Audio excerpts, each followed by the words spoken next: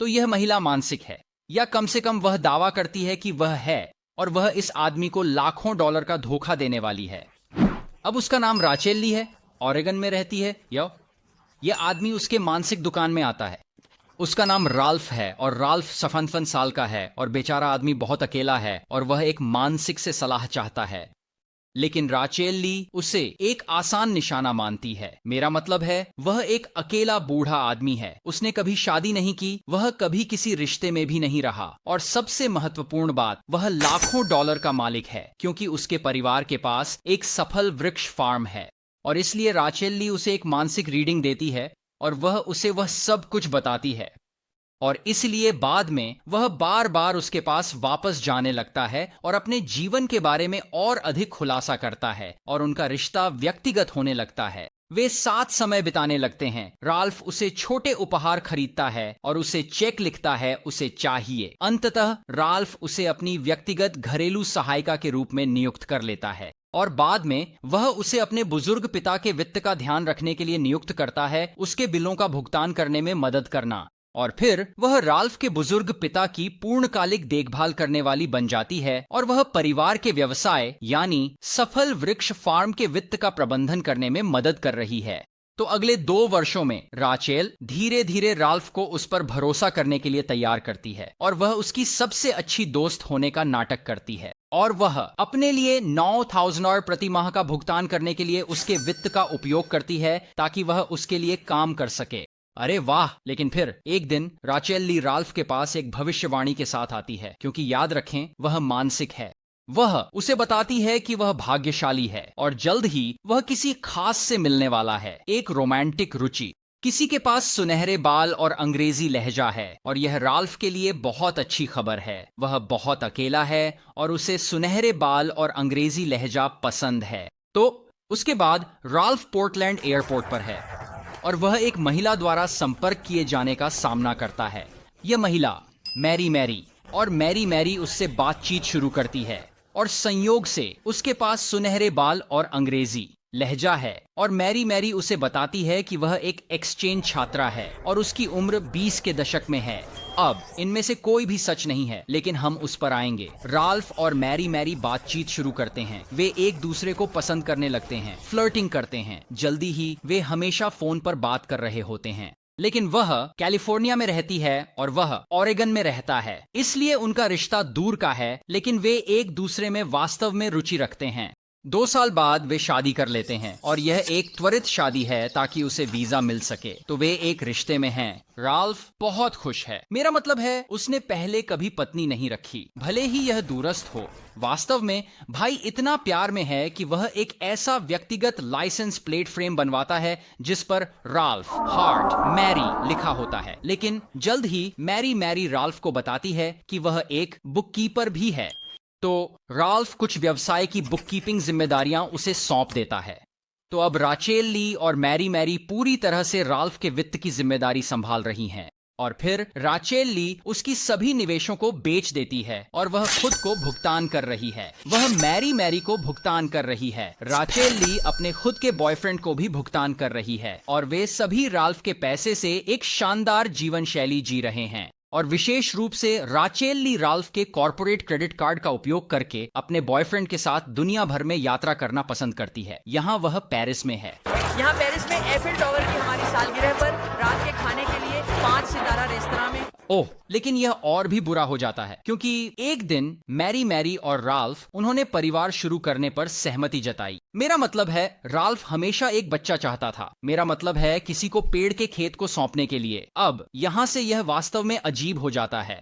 इस समय तक वे कई वर्षों से साथ हैं, लेकिन वे कभी भी अंतरंग नहीं हुए हैं। जैसे उन्होंने कभी भी शारीरिक संबंध नहीं बनाए, कभी नहीं, कुछ नहीं, पता नहीं क्यों। फिर भी वे मैरी को IVF के माध्यम से गर्भवती करने पर सहमत होते हैं। तो वह उसे बताती है कि आप जानते हैं, अपनी खास सॉस को एक कप में डालें, और वह इसे कैलिफोर्निया में एक डॉक्टर के पास ले जाएगी और इसका उपयोग गर्भाधान के लिए करेगी। तो वे ऐसा करते हैं, और मैरी अपने खास सॉस के साथ कैलिफोर्निया लौटती है और वह गर्भवती हो जाती है। और लगभग 9 महीने बाद वह ओरेगन वापस आती है एक बच्चे के साथ जो कथित तौर पर राल्फ का बेटा है, जिसे वह नाम देती है। और मैं यह नहीं बना रहा हूँ, वह उसे नाम देती है जियोर्जियो अरमानी जैसे टी शर्ट। फिर भी राल्फ बहुत खुश है, वह अपने बेटे से प्यार करता है। यह वही है जो उसने हमेशा चाहा है और वह उसे कैलिफोर्निया से लाकर हमेशा मिलने लाती है। गाड़ी में चढ़ो, वह तुम्हें याद करता है और वह चाहता है कि तुम इसे जानो। ठीक है, तो मैरी मैरी के बारे में सच यह है, क्या तुम इसके लिए तैयार हो? मैरी मैरी कोई यादृच्छिक अंग्रेजी एक्सचेंज छात्रा नहीं है जो अपने 20 के दशक में है और जो एक दिन हवाई अड्डे पर राल्फ से मिली। मैरी मैरी वास्तव में राचेल ली की जैविक बेटी है और मिलकर वे गरीब राल्फ का धोखा दे रहे हैं। और वैसे मैरी मैरी अपने 20 के दशक में नहीं है, वह 17 साल की थी जब उसने राल्फ से हवाई अड्डे पर मिला और वह 19 साल की थी जब उनकी शादी हुई। राल्फ निश्चित रूप से उसकी असली उम्र के बारे में कोई आइडिया नहीं है और उसकी अंग्रेजी लहजा पूरी तरह से नकली। उसके सुनहरे बाल, एक विग, उनकी शादी यह भी नकली है, जैसे उसने कोई कागजी कार्रवाई नहीं की। यह सब धोखे का हिस्सा था, यहां तक कि उसका नाम मैरी मैरी एक नकली नाम है। लेकिन बात यह है, मैरी मैरी वास्तव में गर्भवती हुई, बस राल्फ से नहीं, वह अपने असली बॉयफ्रेंड से गर्भवती हुई जो कैलिफोर्निया में है।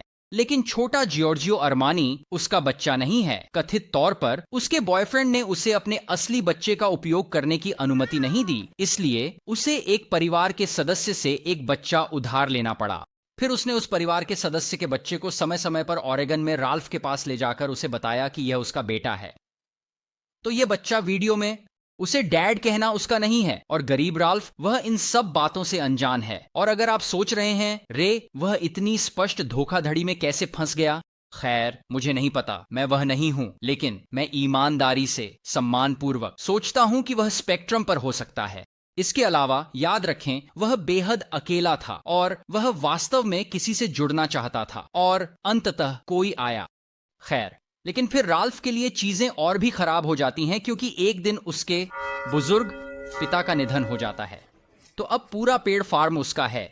तो फिर राचेल ली, जो इस समय उसकी वित्तीय स्थिति का प्रबंधन कर रही है, वह उससे झूठ बोलती है और बताती है कि वह वास्तव में गरीब है और उसे अपनी विरासत कर चुकानी है और इसके लिए उसे अपना पूरा फार्म बेचना पड़ेगा।